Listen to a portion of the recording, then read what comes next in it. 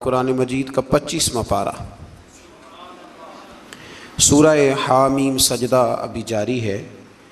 اسی سورہ مبارکہ کی آیت نمبر 51 میں اللہ تبارک و تعالیٰ نے فرمایا کہ جب ہم انسان پر کوئی انعام کرتے ہیں تو وہ منہ پھیر لیتا ہے اور پہلو بچا کر ہم سے دور ہو جاتا ہے، اور جب اس پر کوئی مصیبت آتی ہے تو لمبی چوڑی دعائیں کرنے لگ جاتا ہے۔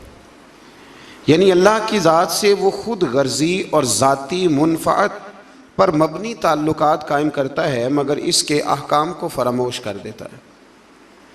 ہمارے ہاں تو یہ رواج بن گیا کہ وہ میٹرک کے طالب علم پیپر شروع ہوتے ہیں تو نمازی ہو جاتے ہیں۔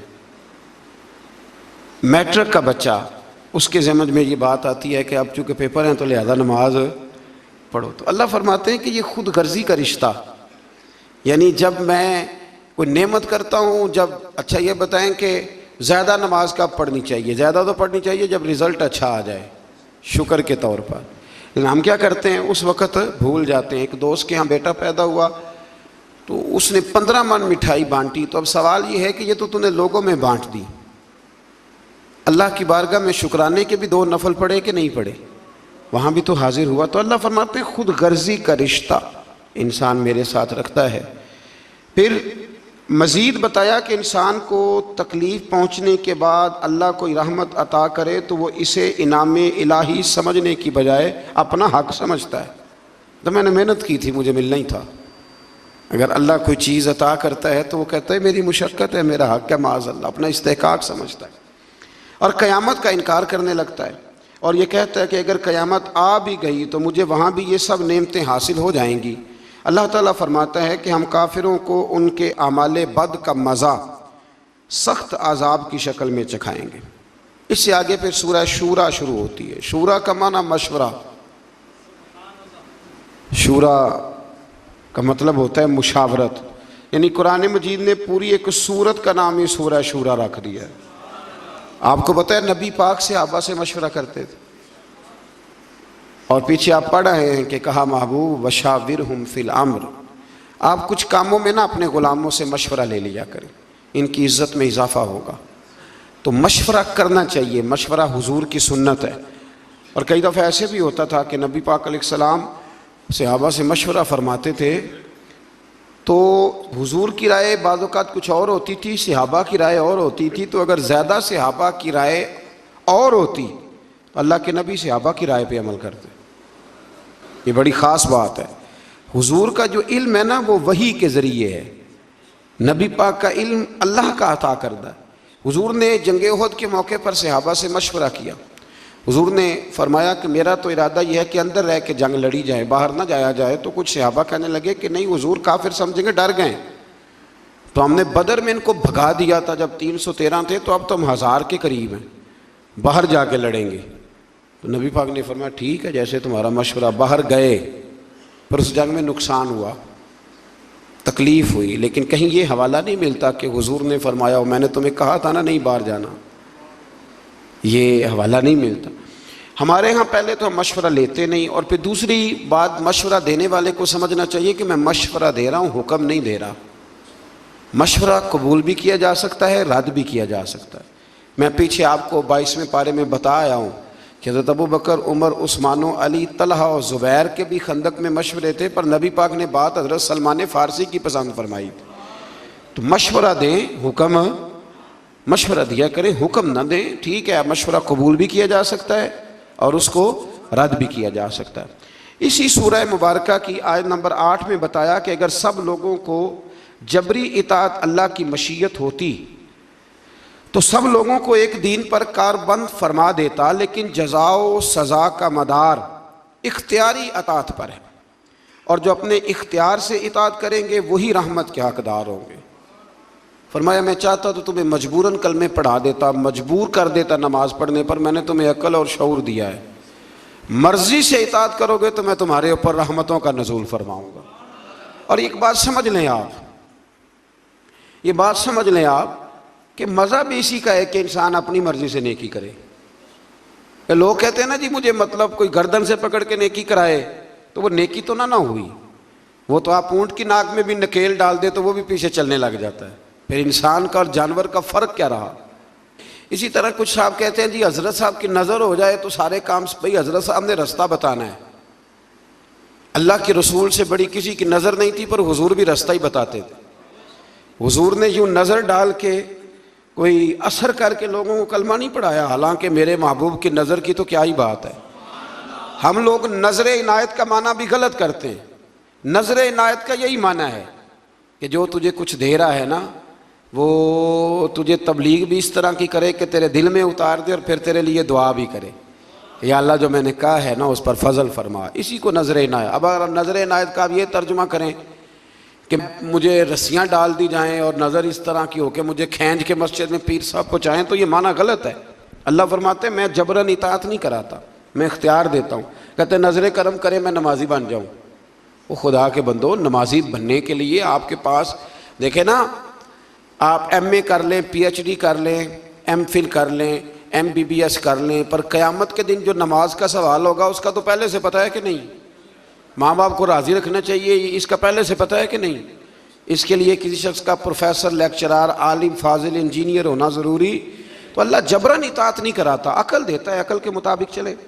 آیت نمبر 10 سے اختلاف کی صورت میں اللہ تعالیٰ کی طرف رجوع کرنے کا بیان ہے کہ جب حالات بالکل ہی سمجھ میں نہ آئیں تو پھر رب کی بارگاہ میں عرض کرو کہ یا اللہ ہدایت کا رستہ واضح فرما. پھر اللہ کرم فرماتا ہے جو آخرت کی جزا کے طلبگار ہیں ان کے لیے آخرت کی نعمتوں میں اضافہ ہوگا، اور جو صرف دنیا کے طلبگار ہیں ان کا آخرت میں کوئی حصہ نہیں ہوگا. ایک بندہ سویرے دکان پہ جاتا ہے تو اس لیے سے جاتا ہے کہ میں نے کھول کے مال کمانا ہے، اس نے دنیا کمائی، اس کا آخرت میں کوئی حصہ نہیں. لیکن ایک بندے نے سویرے دکان کھولی کہ میں رزق حلال کماؤں گا، میں لوگوں کے سامنے ہاتھ پھیلانے سے بچوں گا، اور پھر جو کماؤں گا نا اس میں اللہ کے غریب بندوں کی مدد بھی کروں گا. تو اب اس دکان کھولنے میں آخرت کا حصہ بھی شامل ہو گیا. ہم نے بہت ساری نیتیں، بہت سارے ارادے صرف دنیا داری کے کیے ہوئے، دنیا داری. میں مذہبی ماحول کا آدمی ہوں تو مجھے محافل بجانے کا موقع ملتا ہے. بڑے بڑے شاندار بورڈ لگواتے ہیں لوگ، ان میں تصویریں لگاتے ہیں. تو محفلیں کرانے والے بھی کئی نمازی نہیں. میں کئی دفعہ پوچھتا ہوں کہ یار یہ اس کو کیا سمجھتے ہو؟ مثلاً اتنے بڑے خطیب کی تم نے تقریر کرا لی ہے اور تم نماز تک نہیں پڑھتے، تو کوئی رسم تھوڑی ہے. اور ایک دو سے تو میں نے اتنا پوچھ لیا کہ بتاؤ ثواب کی بھی نیت ہے کہ نہیں، کہ یا اللہ ہمیں اس کا تو ثواب، یہ بھی نیت ہے کہ نہیں؟ آپ حیران ہوں گے کہ کچھ کی صرف اتنی نیت ہوتی ہے کہ چلو بورڈ پہ فوٹو آنی چاہیے کیونکہ الیکشن ہے، نہیں تو محفل ہی کرا لیتے، فوٹو تو آئے گی نا. تو اس سے ارادہ چونکہ دنیا کا کیا تو ملے گی بھی صرف، یاد رکھیں ملے گی بھی صرف. اب میں بڑی بات کر رہا ہوں، اگر آپ کی سمجھ میں نہ آئے تو پھر میں کھول کے بتاتا ہوں. آپ بہت بڑے درویش کی بارگاہ میں چلے جائیں، ارادہ یہ ہو کہ یہ دعا کرے گا تو میری دکان زیادہ چلے گی، تو دکان ہی چلے گی، دل کوئی نہیں چلے گا. چلے گی دکان. تو آپ جتنے مرضی بڑے مولوی کو بلا لیں لیکن آپ کا ارادہ ہی کچھ اور نہیں ہے تو پھر آپ کو ملے گا کیسے؟ بڑی دفعہ پہلے میں کہہ چکا ہوں، پھر دہراتا ہوں کہ خیرات لینی ہو تو پیالہ تو سیدھا ہونا چاہیے نا، کیونکہ پیالہ ہی سیدھا نہ کرے. تو دنیا میں جو بھی آپ کام کریں، جو بھی، اس میں صرف دنیا کی نیت نہ کریں، کچھ نہ کچھ ارادہ آخرت کا بھی کچھ نہ کچھ ارادہ کر لیں، مہربانی کریں. میں کبھی کبھی پیار کرتا ہوں، مجھے محبت ہے نعت خوانوں سے، مجھے محبت ہے واعظین سے، مجھے محبت ہے قاریوں سے، پر ایک دو نعت خواں، آپ سمجھ ہی گئے ہوں گے میں کن نعت خوانوں کی بات کر رہا ہوں. ایک دو نعت خواں سے میں نے کہا ایک دو محفل میں نے کہا کوئی ایک دو محفل مفت بھی پڑھو، مرنا بھی جے، کوئی کام آخرت کے لیے بھی کر لو، دنیا سے بھی جانا ہے. مطلب ہر محفل جو ہے وہ تم نے اس کا ریٹ رکھا ہوا ہے، ایک دو فری بھی کر لو، چلو دنیا سے بھی جانا ہے. اور یہ کتنا ظلم ہے کہ بندہ دین کا نام بھی لے تو دنیا اکٹھی کرنے کے لیے، دین کا نام لے تو دنیا جمع کرنے کے. اس سے باہر آئیں. میں کہا کرتا ہوں کہ اور بڑے تماشے ہیں پیسے جمع کرنے کے اور بندے جمع کرنے کے، دین کا نام لے کے تو نہ یہ کام کرو. وہ تو اللہ نے وعدہ کیا ہے ویسے ہی اپنے فضل سے عطا فرما دیتا ہے. تو پھر آیت نمبر 23 میں فرمایا کہ محبوب آپ کہہ دیں قُلْ لَا أَسْأَلُكُمْ عَلَيْهِ أَجْرًا. یہ ذرا تھوڑی زیادہ توجہ سے سنیں. نبی پاک صلی اللہ علیہ وسلم کے نا بہت زیادہ اخراجات تھے، گھر میں 11 ازواج ہیں، حضور صلی اللہ تعالیٰ علیہ وسلم 9 تو ایک وقت میں رہتی تھی، اور صاحبزادیاں ہیں، خرچے ہیں، مہمان بڑے آتے ہیں۔ یہ آستانوں پہ علماء اور مشائخ کے پاس کبھی صرف آپ چائے پانی کا خرچہ ہی شمار کر لینا کتنا ہوتا ہے، اور آپ جس کو نہیں پلائیں گے وہ کہے گا کہ اخلاق ہی کوئی نہیں۔ بھائی اخلاق کے ساتھ جیب کی بھی تو ضرورت ہوتی ہے نا۔ تو صحابہ نے نا پلٹ کر دیکھا کہ نبی پاک علیہ السلام کے اخراجات زیادہ ہیں اور آمدن کوئی نہیں۔ حضور اعلان نبوت سے پہلے تجارت فرماتے تھے، اور یہ جو دین کا کام ہوتا ہے نا، یہ دین کا کام کرتے ہوئے اگر آپ کسی کو کہیں نا ساتھ کچھ اور بھی کر تو ممکن نہیں رہتا۔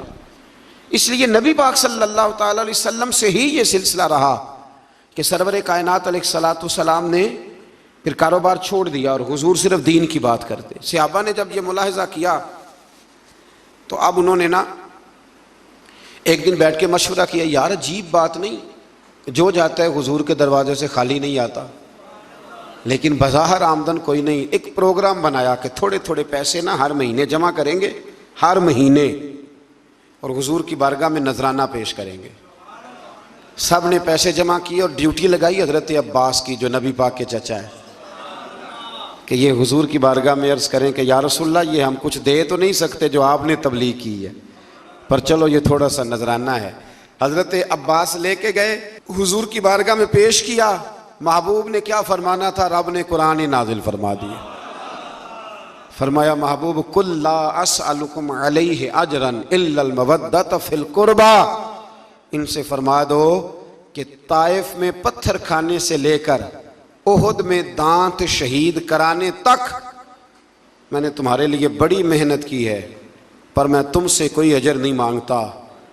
ہاں اگر کچھ دینا ہی ہے نا تو میرے قریبیوں سے پیار کرتے رہنا، میری فاطمہ سے پیار کرنا، میرے علی سے پیار کرنا، عائشہ، ختیجہ، حفصہ اور سودا سے پیار کرنا، حسن سے پیار کرنا، حسین سے پیار کرنا، ان سے پیار کرنا۔ اور پھر صحابہ نے محبت کر کے دکھائی، انہوں نے پھر اس آیت پر عمل کر کے دکھایا۔ جب صحابہ میں وظیفے بانٹ رہے تھے نا حضرت عمر کے زمانے میں، تو سب کو 25-25 ہزار دینار ملے۔ حضرت عمر کے صاحبزادے عبداللہ ابن عمر بدر میں بھی شریک تھے، احد میں بھی شریک تھے، خندق میں بھی انہیں 25 ہزار ملا۔ حسن حسین کی باری آئی تو عمر نے 50-50 ہزار دینار دیا۔ حضرت عمر کے بیٹے نے گھر جا کے اماں سے شکایت کی کہ اماں، میں تو نبی پاک کے زمانے میں جہاد کرتا تھا تو حسن اور حسین تو بچے تھے، تو آج وظیفے دینے کی باری آئی ہے تو ابا نے ان کو زیادہ دیا، مجھے کم دیا، تو میری تو ضرورت نہیں، تو آپ بات کریں۔ تو اماں نے بھی بڑے طریقے سے لیکن حضرت عمر سے بات کی، کیونکہ ڈائریکٹ تو شیر کے قریب جاتے ہی کوئی نہیں نا، آپ کو پتہ ہے، بڑے طریقے سے نا دائیں بائیں ہو کے بڑے سلیقے سے کہا، بچہ یہ بات کہہ رہا تھا۔ تو حضرت عمر کہنے لگے چل پتر کے پاس چلتے، جا کے بیٹے کو کھڑا کر کے بتایا، کہنے لگے پتر اٹھ ذرا، کیا کہا تو نے حسن حسین کو زیادہ کیوں دیا؟ فرمایا بتا تیری نانی کا نام بھی ختیجہ ہے، بتا تیری اماں کا نام بھی فاطمہ ہے، تیرے باپ کا نام علی ہے، کیا تیرے نانا کا نام بھی محمد مصطفیٰ ہے؟ فرمایا پتر میں نے باقیوں کو خدمت دیکھ کے دیا ہے، حسن اور حسین کو نسبت دیکھ کے دیا ہے۔ دین میں محبت اہل بیت کا بڑا ہی درجہ ہے۔ میں نے رمضان کے پہلے جمعے میں کہا تھا، وہ ہمارے ہاں نا بڑی مشکل ہے، کوئی ادھر سے نکل آتی ہے آواز، کوئی ادھر سے نکل آتی ہے۔ میں نے پہلے جمعے کہا تھا تو مجھے کچھ لوگوں نے کہا کہ جناب آپ نے فکرے جانچ تول کے کہے ہیں۔ میں نے کہا کہ میری کوشش ہوتی ہے، میں تو روٹین میں بھی بات سوچ سمجھ کے کرتا ہوں، روٹین میں بھی، تو پھر بیان کرتے وقت کیسے یہ ہو سکتا ہے؟ میں نے کہا میں آج بھی کہتا ہوں کہ 5 نمازیں پابندی سے پڑھے، اور جب سے بالغ ہوا ہے تب سے پڑھے، ہر سال حج کرے، ہر سال رمضان کے روزے رکھے، صبح سے شام تک خیرات کرے، اور اگر مصطفیٰ کریم کے اہل بیت سے پیار نہیں نہ کرے گا تو بے ایمان کا بے ایمان مرے گا۔ ہاں یہ پکی بات ہے، کوئی گنجائش نہیں، کوئی دو رائے نہیں، اس لیے کہ رسول اللہ کے گھر والوں کی محبت ایمان ہے۔ او بھائی میں آپ کو کیا بتاؤں، گھر والوں کی محبت یہ ایمان ہے۔ میں اپنے ایک بزرگوں کو نا، چلیں بات آتی ہے تو کر دیتا ہوں، تو میں عید دینے گیا، ہوتے ہیں نا ہمارے رسم ہوتی ہے استادوں کو مشائخ کو نذرانہ، ہم نے کیا عید دینی ہو، ابھی میں گیا ایک گھر میں تو میں اپنے بیٹے کو ساتھ لے گیا، بڑے کو، تو مجھے وہ کہنے لگے کہ بیٹے کو کیسے لائے ہو؟ میں کہ حضرت صاحب انہوں دسنا ہے بھی اتنے آمدیاں رہنا ہے، تو اپنی نسلوں کو بتاتے ہیں کہ ہمارا محسن کون ہے، تو نسلوں کو بتاتے ہیں۔ تو یہ یاد رکھیں کہ یہ کیا بات ہوئی کہ آپ کہیں کہ جی ٹھیک ہے جی یہ بھی ٹھیک ہے تو وہ بھی ٹھیک ہے، نہیں، ٹھیک یہی ہے کہ جس کا رسول اللہ کی اولاد سے پیار ہے اس کا ایمان مضبوط ہے۔ یہی سبق حضرت ابوبکر صدیق نے پڑھایا ہے، یہی سیدنا فاروق اعظم کا درس ہے۔ ایسے ہی عثمان غنی اتنے بڑے مالدار ہو کے رسول اللہ کے اہل بیت کے گھر میں جھاڑو دیا کرتے تھے، حضور کے سین میں جھاڑو دیتے تھے عثمان غنی۔ یہ ہمیں صحابہ نے سکھایا ہے کہ رسول اللہ کی اہل بیت کا پیار۔ اور یہ جو نذرانہ ہے نا، نذرانہ، اس کو بھی لوگ بہت بڑا جرم سمجھتے ہیں، بڑا جرم۔ اور میں نے کل دیکھا جی آپ حضرت صاحب کو نذرانہ دے رہے تھے، تو صحابہ اگر نبی پاک کو نذرانہ دیں اور حضور قبول کر لیں تو کہتے ہیں کامل پیر وہ ہوتا ہے جو روٹی بھی نہ کھائے، کپڑے بھی نہ پہنے۔ سید ابو البرکات شاہ صاحب تھے لاہور میں، ان کے پاس گجرات کے یا کسی شہر کے کچھ لوگ گئے، کہنے لگے سب کوئی عالم دین دیں جمعہ پڑھانا کے لیے۔ تو حضرت صاحب نے فرمایا کس طرح کا ہو؟ کہنے لگے اگر اچھا پڑھا لکھا ہو تو کیا ہی بات ہے، مسئلہ بھی بتائے تو کیا ہی بات ہے، اور اگر ممبر پہ بیٹھے سونا لگے تو پھر تو اور ہی کیا ہی بات ہے۔ تو حضرت صاحب اگر قرآن مجید بھی وہی سنائے نا تراویحوں میں تو پھر اس پہ بھی سونے کا سواگا ہے۔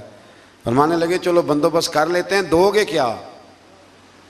مانا خدمت کیا کرو گے؟ تو کہنے لگے جی خدمت تو ہم نہیں کر سکتے، غریب لوگ ہیں۔ تو حضرت صاحب فرمانے لگے پھر میں تمہیں ایک عالم کا پتہ بتاتا ہوں، سونا بھی بڑا ہے، قرآن بھی بڑا اسے آتا ہے، باتیں ساری، اور کھاتا پیتا بھی کچھ نہیں۔ کہا وہ کون؟ کہنے لگے جبریل امین کو لے جاؤ، روٹی تو نہ کھائے گا، بات وہ فرشتہ ہے، کھاتا پیتا، اس کو لے جاؤ۔ عجیب فلسفہ ہے نا جی۔ اور خدا کے بندو صحیح بخاری کی حدیث ہے، صحیح بخاری، نبی پاک نے حضرت عمر کو کچھ دیا تو عرض کی حضور مجھے ضرورت نہیں، تو نبی پاک نے فرمایا جو بن مانگے مل جائے نا وہ اللہ کی طرف سے ہوتا ہے، اسے رکھ لے۔ تو جب آپ کسی عالم کو، کسی صوفی کو، کسی کو دیتے ہیں تو اس کو سمجھ لیں، میں کوئی ماحول نہیں بنا رہا اللہ کے فضل سے، میں کوئی ماحول، یہ باتیں کرتے ہوئے ڈر بھی بڑا لگتا ہے نا، لوگ جدھر مرضی بات کو لے جاتے ہیں، میں کوئی ماحول نہیں بنا رہا۔ اور اللہ کے فضل سے وہ جو میرے پیر بھائی ہیں نا، یہ جو ہوتے ہیں نا مرید اور شاگرد، ان کا درجہ اولاد کا ہوتا ہے۔ تو بچے سے تو بندہ حکمن بھی لے سکتا ہے نا، لیکن الحمدللہ تعالیٰ میرے پیر بھائی آپ کو ایسی کوئی بات نہیں کبھی بتائیں گے، اللہ کے فضل سے نہیں بتائیں گے۔ اس نے یہ مزاج نہیں دیا، اس نے یہ طبیعت نہیں دی، اس نے یہ رنگ نہیں دیا، یہ ذوق نہیں ہے ہمارا، ہمیں سکھایا نہیں گیا۔ تو ایسی کوئی بات نہیں، کوئی اس کو ماحول بنانا نہ سمجھے، اس کو کوئی بندہ ماحول بنانا نہ سمجھے، لیکن جو بات درست ہے وہ درست ہے۔ علماء کی، مشائخ کی، بزرگوں کی، جہاں جہاں آپ ہیں آپ وہاں ان کی خدمت کرنے کی کوشش کریں۔ اللہ کے بندے کو اللہ کا بندہ سمجھ کے جب خدمت کرتے ہو تو اللہ راضی ہوتا ہے، اللہ اس سے راضی ہوتا ہے۔ اللہ توفیق عطا فرمائے۔ اس سے آگے چلتے ہیں، آیت نمبر 27 میں بتایا، یہ سورہ شورا کی آیت نمبر 27 میں، اس میں جو مضمون ہے وہ بڑا شاندار ہے۔ غریب بندے ذرا توجہ سے سنیں یہ آیت، غریب بندے سنیں اللہ کریم کیا فرماتے ہیں۔ آیت نمبر 27 میں فرمایا وَلَوْ بَسَطَ اللَّهُ الرِّزْقَ لِعِبَادِهِ لَبَغَوْا فِي الْأَرْضِ، فرمایا اگر اللہ کشادہ کر دیتا تمام بندوں کا رزق، سب کو زیادہ روزی دے دیتا تو زمین میں وہ سرکشی کرنے لگ جاتے۔ اللہ تعالیٰ فرماتا ہے کہ وہ اندازے کے مطابق دیتا ہے، جس کو جتنا چاہتا ہے عطا کر دیتا ہے۔ اگر اللہ، یاد رکھیں بہت سارے لوگ ہیں اگر ان کے پاس پیسہ آ جاتا وہ بغاوت کرتے۔ پیسہ ہمیشہ اچھا نہیں ہوتا، اس کو اللہ کا فضل بھی کہا گیا ہے۔ تو آپ اس بات پہ راضی رہیں، جتنے پیسے ہمارے لیے اچھے تھے اللہ نے اتنے ہمیں دے دیے، اور جو ہمارے لیے ٹھیک نہیں تھے وہ رب نے ہمیں نہیں دیے، یہ یاد رکھ لیں۔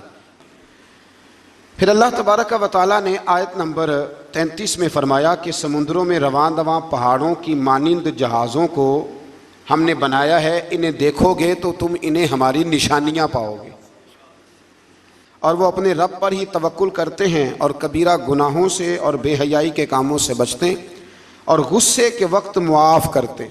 یہ اللہ فرما رہا ہے کہ اس کے بندوں کی شان یہ ہے کہ معافی کب دیتے ہیں؟ غصہ کرنے کے بعد معافی مانگنے کی بات نہیں ہو رہی، غصے کے وقت وہ معاف کرتے۔ اور فرمایا اللہ تعالیٰ کے حکم کو قبول کرتے اور نمازوں کو قائم کرتے۔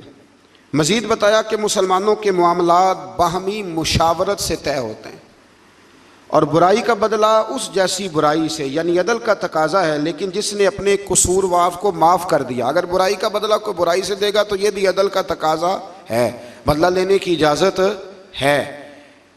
کسی نے آپ کو برا کہا تو آپ نے بھی برا کہہ دیا، اجازت ہے، لیکن فرمایا اگر معاف کرو گے تو پھر تمہارا اجر اللہ کے ذمہ ہے۔ حضرت ابوبکر صدیق بیٹھے تھے تو ایک شخص آپ کو برا بھلا کہہ رہا تھا، آپ خاموشی سے بیٹھے رہے، اس نے بڑا ہی کہا تو ایک جملہ حضرت ابوبکر صدیق نے بھی کہہ دیا۔ جب حضرت ابوبکر صدیق بولے تو حضور اٹھ کے چل پڑے۔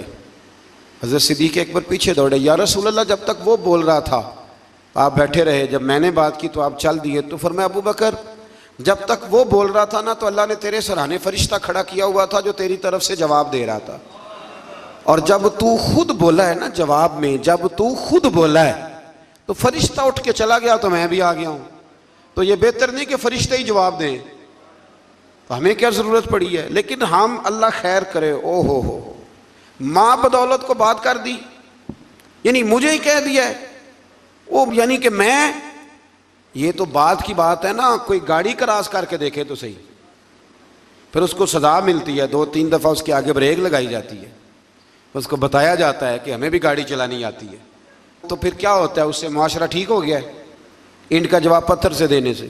اس طرح نہیں، آپ معاف کریں، بڑا حوصلہ، دل دریا سمندروں ڈونگے کون دلاں دیاں جانے۔ کچھ باتیں نا دل پہ لکھی جاتی ہیں۔ پہلی دفعہ میں نے ٹرک کے پیچھے لکھا ہوا دیکھا تھا، تو لنگ جا ساڑی خیر ہے، یہ بہت بڑا فکر ہے، یہ ہنسنے والی بات ہی، بہت ساڑی، کیا مطلب؟ ٹرک والا آہستہ چلتا ہے تو منزل پہ نہیں پہنچتا ہے کہ نہیں؟ ایسے بھی ہیں جو کراچی سے چلتے ہیں اور پنڈی آتے ہیں، پہنچتے ہیں کہ نہیں پہنچتے؟ لیکن تو لنگ جا ساڑی خیر ہے، تو جانا تو ہم دیکھ لیں گے۔ شادیوں کے موقع پہ کھانا کھلتا ہے، اب تو میں شادیوں پہ جاتا نہیں، بینڈ باجے کی وجہ سے چھوڑ گیا ہوں، تو کبھی بزرگ حکم دیتے تھے گھر والے تو میں جایا کرتا تھا کسی موقع پہ، تو میں بیٹھا رہتا تھا۔ وہ کھانا آپ کو پتہ ہے نا، کھانا شادی پہ لوگ آخری کھانا سمجھ کے کھاتے ہیں، اور بڑے بڑے مہذب لوگ، ناراض نہ ہوئیے گا، بڑے بڑے سیانے لوگ، یعنی وہ بھی کھانا کھا رہے ہوتے ہیں، کئی دفعہ ان کے کپڑے بھی کھانا کھا رہے ہوتے ہیں، اور کوئی کان میں یہ بھی بتا دیتا ہے کہ جتنی بوٹیاں ساری ڈال لو، پتہ نہیں پلیٹ دوبارہ آئے گی کہ نہیں آئے گی۔ یہ اور بڑے بڑے وہ لوگ جو روز شام کو گوشت کھاتے ہیں، ان لوگوں کی بات کر رہا ہوں۔ تو میں کئی دفعہ بیٹھا رہتا ٹیبل پہ، تو کئی سیانے بندے ملتے، کہتے بیٹھے نہیں گل باندھی، ہاں مولوی صاحب بیٹھے نہیں گل باندھی۔ تو میرا دل کرتا انہیں بتانے کو، جب میرے سامنے لوگ 4 قسم کے کھانے لا کے رکھتے تو میں کہتا نہیں، بات بن جاتی ہے، اور بیٹھے رہنے سے، صبر کرنے سے ہی بات بنتی ہے۔ وہ جو کوشش ہے وہ اور چیز ہے، اور یہ کوشش نہیں، یہ معاملہ، اور آپ تھوڑا سا انتظار کریں۔ میرے ابا جی ایک بات کہا کرتے تھے، کہتے تھے بیٹے جب میں کسی کی بیٹی کی شادی میں جاتا ہوں تو میری کوشش ہوتی ہے میں کھانا نہ کھاؤں، دیکھ لوں لوگ روٹی کھا لینا تو پھر، اور بڑی بات مجھے نقش رہ جاتی ہے اپنے بزرگوں کی، وہ فرمایا کرتے تھے کہ بیٹی کی شادی میں ایک پلیٹ کم پڑ جائے نا تو بچی جب تک زندہ رہتی ہے اسے تانے ملتے ہیں، لوگ معافی نہیں نہ دیتے۔ تو فرمایا کرتے تھے کہ کوشش کرو کسی کی بیٹی کی شادی میں جاؤ تو کھانا نہ، کوشش کرو اینڈ پہ کھاؤ، برات والے چلے جائیں، فارغ ہو جائیں، پھر کھانا کھاؤ۔ مطلب روٹی تو بندہ روز ہی کھاتا ہے، پر عزت تو روز ہی نہ ملتی۔ یہ سیانے لوگوں کی باتیں تھیں، کوشش کیجئے گا اس پہ عمل ہو جائے، کوشش کیجئے گا اس پر عمل ہو جائے۔ وہ نا ساری زندگی کی باپ کی کمائی بیٹی کی برات پہ لگی ہوئی ہوتی ہے، ساری زندگی کی، اور اگر کبھی بیٹی کی ماں کو اور باپ کو دیکھو تو وہ پنڈال میں پاگلوں کی طرح پھر رہے ہوتے ہیں، یا اللہ روٹی نہ کم پڑ جائے، روٹی، اور بڑی مصیبت بنی ہوتی ہے۔ وہ پل صراط کا ٹائم ہوتا ہے، اگر میں کہہ دوں تو غلط نہ ہوگا، وہ پل صراط کا ٹائم ہوگا۔ میں نے شادیاں کر کے دیکھی ہیں بچیوں کی، مجھے اندازہ ہے یہ کتنا کٹھن مرحلہ ہے، لیکن ہم تو 2 منٹ کو پلیٹ بجا کے واپس آ جاتے ہیں، ہمیں کیا پتا کہ کسی کا کس طرح سے وہ ماحول خراب ہوتا ہے۔ اللہ سمجھنے کی توفیق عطا کرے۔ اچھا جی، پھر آگے سورہ زخرف شروع ہو رہی ہے جی۔ اس کے اندر اللہ تبارک و تعالیٰ نے آیت نمبر 11 میں نزول بارش کے ذریعے مردہ زمین کو زندگی دینے سے حیات بعد الموت کا اس بات کیا گیا ہے، یعنی اگر زمین بنجر ہوتی ہے تو اس پہ آپ ہل چلا لیں، بیج ڈال دیں، پانی ڈال دیں تو وہ زندہ ہو جاتی ہے، تو اللہ بھی مرنے کے بعد لوگوں کو زندہ فرما لے گا۔ پھر آیت نمبر 12 سے 14 میں تمام چیزوں کے جوڑے بنانے، کشتیوں اور چوپایوں پر سوار ہونے اور سواری کے وقت یہ دعا پڑھنے کا بیان ہے، سبحان الذی سخر لنا ھذا وما کنا لہ مقرنین وانا الی ربنا لمنقلبون۔ پاک ہے وہ ذات جس نے اس سواری کو ہماری قدرت میں کر دیا اور ہم خود اس پر قادر ہونے والے نہیں تھے، اور بے شک ہم اپنے رب ہی کی طرف لوٹنے والے ہیں۔ آیت نمبر 31 میں کفار مکہ کا یہ مطالبہ بیان ہوا ہے کہ وہ کہا کرتے تھے کہ یہ قرآن دو بستیوں یعنی مکہ اور طائف کے کسی بڑے آدمی پہ کیوں نازل نہیں ہوا؟ کہتے کسی امیر آدمی پہ نازل ہو جاتا، یہ نبی پاک صلی اللہ علیہ وسلم پہ نازل ہو گیا، حضور تو بظاہر غریب ہیں، تو وہ یہ مطالبہ کرتے۔ ابھی بھی لوگ کہتے ہیں کہ یہ مولویوں کی ٹیم تو غریبوں کی جماعت ہے، یہ مطلب دیکھیں نا، یہ لوگ انقلاب برپا کریں گے۔ اور بہت سارے لوگ ملکی حالات پر مولوی صاحب کا بات کرنا پسند نہیں کرتے، یعنی وہ سمجھتے ہیں کہ یہ قومی سطح کی بات ہے تو مسجد کا مولوی بات کرے، حالانکہ قرآن و سنت میں جو اللہ نے نظام مصطفیٰ صلی اللہ علیہ وسلم کے طور طریقے بتلائے ہیں وہ سب سے بہترین تدبیر ہے، اور تدبیر کا ترجمہ سیاست ہے۔ تو مکے والوں کا یہ اعتراض تھا کہ اللہ تعالیٰ کسی مالدار آدمی پہ معاذ اللہ نازل کرتا، وہ اکثر کہتے تھے کہ ولید بن مغیرہ پر یا ابو مسعود ثقفی پر نازل ہو جاتا معاذ اللہ، تو رب کیا فرماتا ہے؟ اللہ نے فرمایا کہ آپ کے رب کی رحمت کو یہ تقسیم کرتے ہیں، یعنی یہ فیصلہ تو اللہ تعالیٰ نے کرنا ہے کہ منصب نبوت کس کو عطا کیا جائے گا۔ ہم نے ان کی دنیاوی زندگی میں ان کی معیشت کے وسائل کو تقسیم کیا ہے، اور ہم نے معاشی اعتبار سے بعض کو بعض پر کئی درجے فضیلت دی ہے تاکہ وہ ایک دوسرے سے خدمت لیں، خدمت لیں۔ دیکھیں نا، غریب کسی اور رنگ میں خدمت کر دیتا ہے تو امیر کسی، یہ تو اللہ تعالیٰ نے درجات بنائے ہیں تھوڑے بہت تاکہ انسان کا انسان سے تعلق قائم رہے۔ اور آپ کے رب کی رحمت اس مال سے بہت بہتر ہے جس کو یہ جمع کر رہے ہیں۔ دنیا کی زندگی کی بے وقعتی کو بیان کرتے ہوئے فرمایا اگر لوگوں کے کفر میں مبتلا ہونے کا اندیشہ نہ ہوتا تو ہم ان کے لیے گھروں کی چھتیں، سیڑھیاں، دروازے اور مسندیں چاندی کی بنا دیتے، لیکن لوگوں کو اتنا زیادہ مال دے دیا جائے تو ڈر ہے کفر میں مبتلا ہو جائیں۔ یاد رکھنا، سونے کی بھی بنا دیتے، یہ سب دنیا کا سامان زیست ہے، اور آپ کے رب کے پاس آخرت کی نعمتیں صرف متقین کے لیے۔ مزید فرمایا جو رحمان کی یاد سے غافل ہو کر اندھا ہو جاتا ہے اس پر ہم شیطان مسلط کر دیتے ہیں تو وہی اس کا ساتھی ہوتا ہے۔ جب آپ اللہ کی یاد سے نکل آتے ہیں تو پھر شیطان کے قبضے میں آ جاتے ہیں، پھر وہ جیسے چاہتا ہے۔ لوگ کہتے ہیں جی بات ٹھیک ہے مجھے نہیں سمجھ آتی، تو حالانکہ انہیں سزا ملی ہوئی ہوتی ہے، اس لیے کسی بات کی انہیں سمجھ ہے۔ آیت نمبر 67 سے بتایا کہ دنیا میں جو منکرین کی ایک دوسرے کی دوستی کا دم بھرتے ہیں نا، یہ منکرین قیامت ایک دوسرے کی دوستی کا، وہ ایک دوسرے کے دشمن بن جائیں گے قیامت کے دن، ایک دوسرے کے دشمن بن جائیں گے، یعنی ایک دوسرے کے خلاف سلطانی گواہ بنیں گے۔ وہ کہے گا اس نے مجھے گمراہ کیا اور یہ کہے گا، لیکن جو متقی ہوں گے الاخلاء یومئذ بعضهم لبعض عدو الا المتقین، اللہ اس آیت مبارکہ میں فرماتا ہے وہ دشمنی کریں گے، گہرے دوست قیامت میں دشمن بن جائیں گے، لیکن جو متقی ہوں گے نا ان کی دوستیاں قیامت کے دن بھی قائم رہیں گی۔ جن لوگوں کے ساتھ آپ کا دینی رشتہ ہے نا، دینی، وہ قیامت میں بھی قائم رہے گا۔ اور مزہ آتا ہے کچھ باتیں جب ایسی ہم دیکھتے ہیں۔ نبی پاک نے نا سیدھے ہاتھ میں حضرت ابو بکر کا ہاتھ پکڑا اور دوسرے ہاتھ میں حضرت عمر کا، تو نبی پاک صلی اللہ علیہ وسلم مسجد نبی کے سین میں آئے تو ایک صحابی کہنے لگا سبحان اللہ، کیا بات ہے؟ تو حضور نے فرمایا خوش ہوئے ہو؟ عرض کی یا رسول اللہ ہاں۔ فرمایا میں جب قیامت میں جنت میں جاؤں گا تب بھی اسی طرح ہی جاؤں گا۔ تو یہ دوستیاں قیامت میں بھی قائم ہیں۔ جس کی داتا صاحب سے دوستی ہے، جس کی خواجہ اجمیر سے دوستی ہے، جس کی بابا فرید سے دوستی ہے، جس کی حضرت نظام الدین سے دوستی ہے، اور جس کی غوث پاک جیلانی سے دوستی ہے، وہ قیامت میں بھی قائم رہے گی۔ وہ یہ دوستیاں قیامت میں بھی قائم ہیں۔ ایک حدیث اور نہ سناؤں آپ کو، نبی کریم صلی اللہ تعالی علیہ وسلم کی متعدد روایات ہیں، پر ایک روایت بڑی عجیب ملتی ہے۔ قیامت کے دن قیامت کے دن حضور نے فرمایا ایک بندہ جنت میں جا رہا ہوگا، ایک نیک بندہ، ایک عالم، تو ایک بندہ آگے سے دوڑ کے آ جائے گا، السلام علیکم، یہ مشکات کی حدیث اور بڑی مضبوط روایت عرض کر رہا ہوں۔ بزرگ کہیں گے وعلیکم السلام، حضرت صاحب پہچانتے ہو؟ اب اس بندے کے لیے حکم دوزخ کا تھا، پہنچ گیا یہ جنتی کے پاس، بھلا کیسے پہنچا ہے؟ مجھے لگتا ہے اللہ نے خود ہی پہنچایا ہے۔ بھئی سڑک علیحدہ علیحدہ ہے جنت اور جہنم کی، لیکن یہ جنتی کے پاس کیسے پہنچ گیا؟ بتائیں نا، میری طلب بھی تو تیرے کرم کا صدقہ ہے۔ یہ پاؤں اٹھتے نہیں بلکہ یہ اٹھائے۔ ملاقات کرا دی، اس کو کہا حضرت صاحب پہچانتے ہو؟ کہا بیٹا نہیں۔ ہاں، یہ مسئلہ بھی بڑا ضروری ہے۔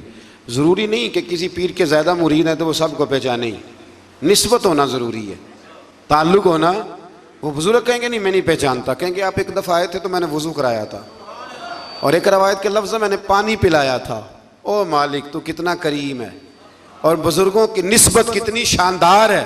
وہ عالم واپس پلٹ جائیں گے، عرض کریں گے یا اللہ مہربانی فرما، اس نے پانی پلایا تھا، اللہ وضو کرایا تھا، میری اجرت میری محنت سے زیادہ کیوں ہے؟ میرے محسن تیرے احسان سے ڈر لگتا ہے۔ کہا وہ اللہ کی بارگاہ میں عرض کریں گے مالک مہربانی فرما، تو فرمایا فقط ایک اللہ والے کو پانی پلانے یا وضو کرانے کی برکت سے اللہ اس گناہگار کو بھی جنت عطا فرما دے گا، اللہ جنت دے دے گا اس کو بھی۔ تو سمجھ لیں کہ متقین کی دوستیاں قیامت میں بھی، دوستیاں تو لوگوں کی ہوتی ہیں نا، آپ کو پتہ ہے نا، اب تو فلیکس سستی ہو گئی ہے، سارے ایم این اے کے ساتھ فوٹو لگوا سکتے ہیں، دوستیاں تو ہوتی ہیں نا، اور سیلفی بھی عام ہو گئی ہے، کھینچ کھینچ کے جناب سیلفیاں لوگوں نے لگائی ہوئی ہیں، فلانے وزیر کے ساتھ تو فلانے مشیر کے ساتھ تو فلانے کے ساتھ۔ دوستی وہی اچھی ہے جو داتا صاحب کے ساتھ ہے، بڑی پکی، بڑی شاندار، بڑی زبردست۔ داتا صاحب جایا کریں، داتا صاحب غوث اعظم سے پہلے کے بزرگ ہیں، غوث پاک سے پہلے کے بزرگ ہیں، اور خواجہ اجمیر خاندان چشت دنیا میں پھیلا ہے، پر خواجہ اجمیر کہا کرتے تھے کہ میں نے یہاں سے بڑا کچھ پایا ہے، گنج بخشے فیض عالم، مظہر نور خدا، ناکسارا پیر کامل، اور کامل آرا، اور یہ تو خزانہ ہے، اور کوئی ناقص ہو تو یہ ان کا پیر ہے، تو کوئی کامل بھی ہو تو یہ ان کو بھی رہنمائی کرتے۔ وقت نکال کے جایا کریں، ہمارے اصل میں قریب ہے نا، اس لیے ذرا مشکل ہے، قریب والی چیز کو ماننا بڑا مشکل ہوتا ہے۔ مثال دی تھی نا تھوڑے دن پہلے کہ چراغ کے بالکل نیچے، میرے سنگی جانتے ہیں میں ٹائم نکال کے داتا صاحب جاتا ہوں اللہ کے فضل سے، اللہ کے فضل سے۔ کئی دفعہ داتا صاحب جاتا ہوں تو پہچاننے والے مل جاتے ہیں، کہتے ہیں کوئی پروگرام سی؟ میں نے کہا ہاں داتا صاحب حاضری کا پروگرام تھا، ضروری ہے کہ پروگرام پہ ہی آئے آپ، تو اس لیے جایا کریں، لیکن ادب کے ساتھ جائیں۔ وہ قبر کو چومنا یا جو ہے وہ معاذ اللہ تعالیٰ زیادہ جھکنا یا کوئی ایسی حرکت نہیں، چار ہاتھ دور کھڑے رہیں، قرآن پاک پڑھیں، ان کی روح کو اصالِ ثواب کریں، اور وسیلے سے دعا مانگیں، وہ بھی اللہ سے مانگیں وسیلے۔ سمجھ آ رہی ہے؟ اور داتا صاحب کے تو سامنے جا کے بڑا بندہ کھڑا ہو جائے تو اللہ فیض سے مالا مال کر دیتا ہے۔ کچھ جگہیں جو ہوتی ہیں وہ ڈیپو ہوتی ہیں اللہ کے فضل کا، تو وہاں تو آپ سامنے جا کے کھڑے ہو جائیں تو تجلی پڑنی شروع ہو جائے گی۔ اور اتنا فیضان کم جگہوں پہ ہے جتنا داتا صاحب کے مزار پہ، کم جگہوں پہ۔ بڑے درباروں پہ آپ جائیں گے نا تو رات کو کہیں گے بند ہو گیا ہے۔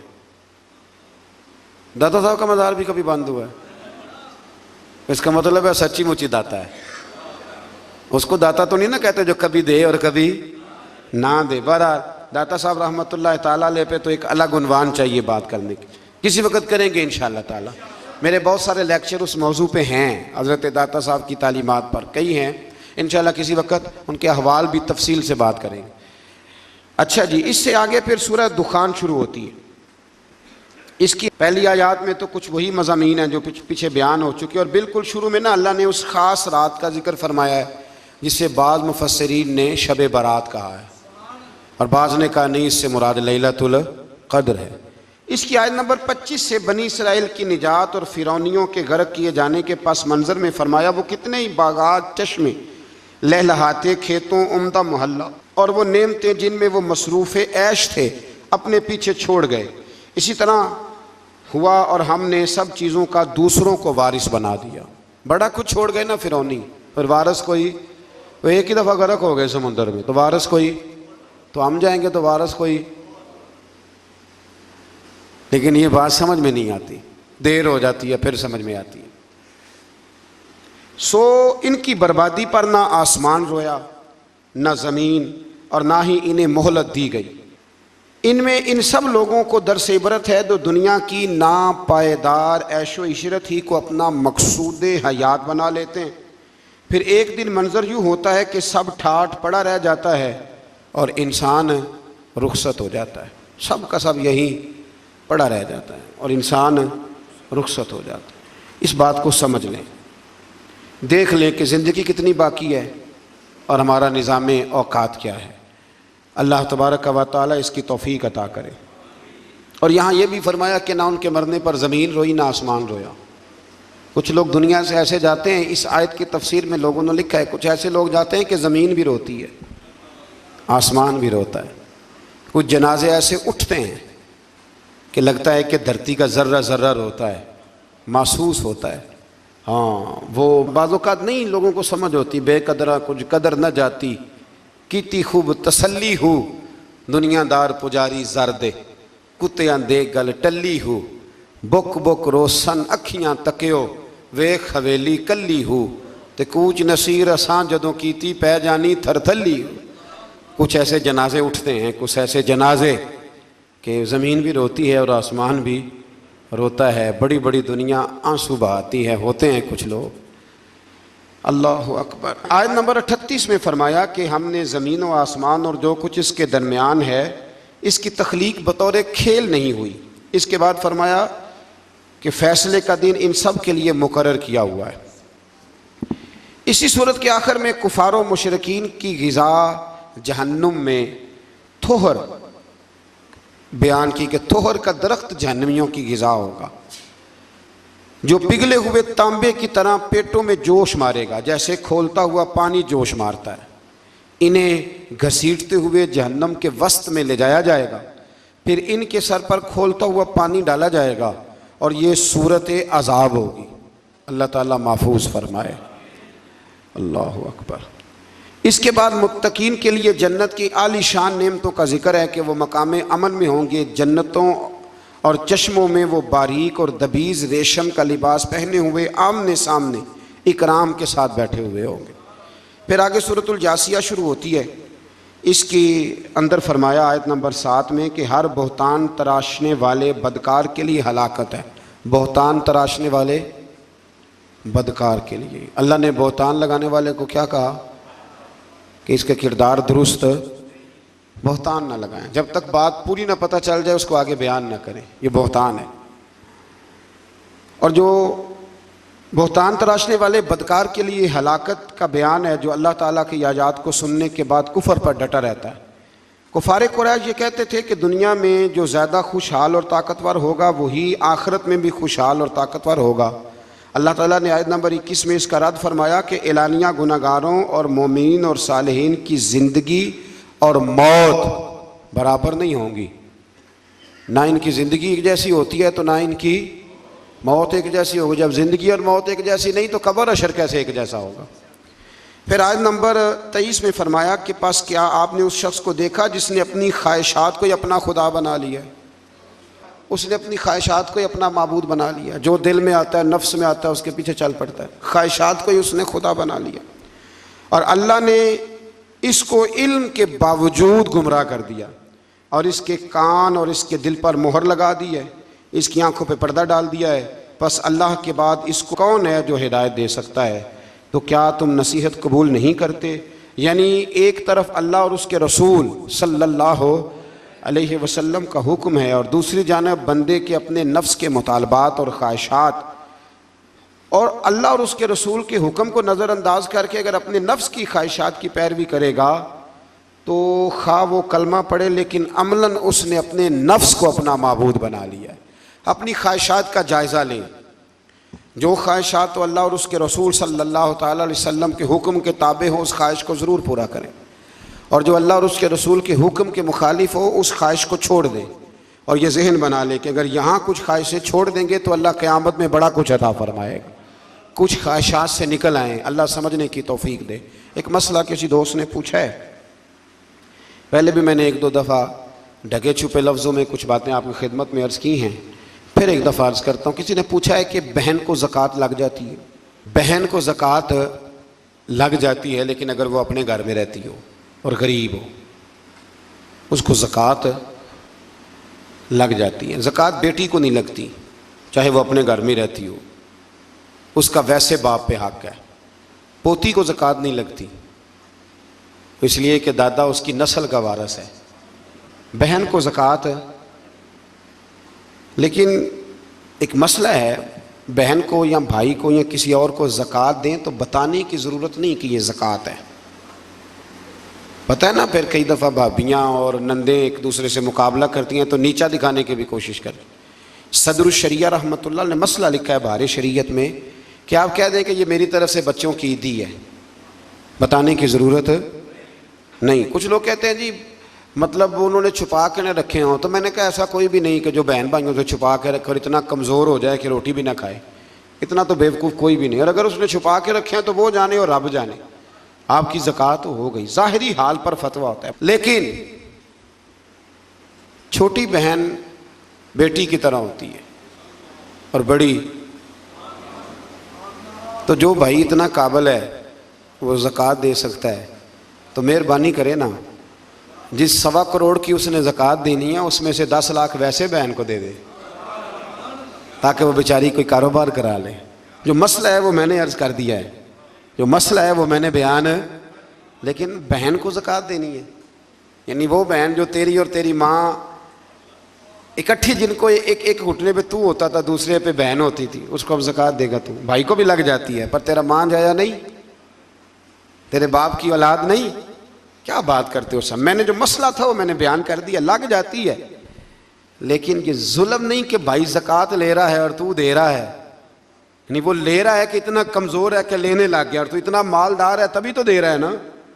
تو اس لیے مہربانی کریں، کچھ رشتوں کا ویسے ہی لحاظ کریں، کچھ کا ویسے ہی پاس کریں۔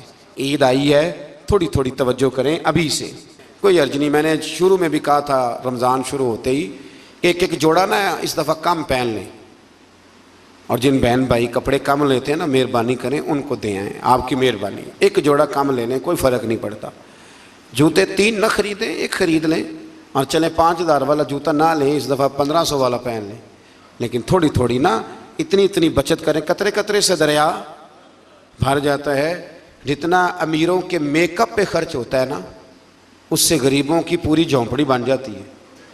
صرف مہربانی کریں میک اپ چھوڑ دیں، ہمارے میک اپ پہ جتنا خرچ ہوتا ہے نا خالی میک اپ پہ، اس سے بڑا کچھ ویسے ان کا بن جاتا ہے۔ اللہ سمجھنے کی توفیق عطا فرمائے۔ آخر دعوانا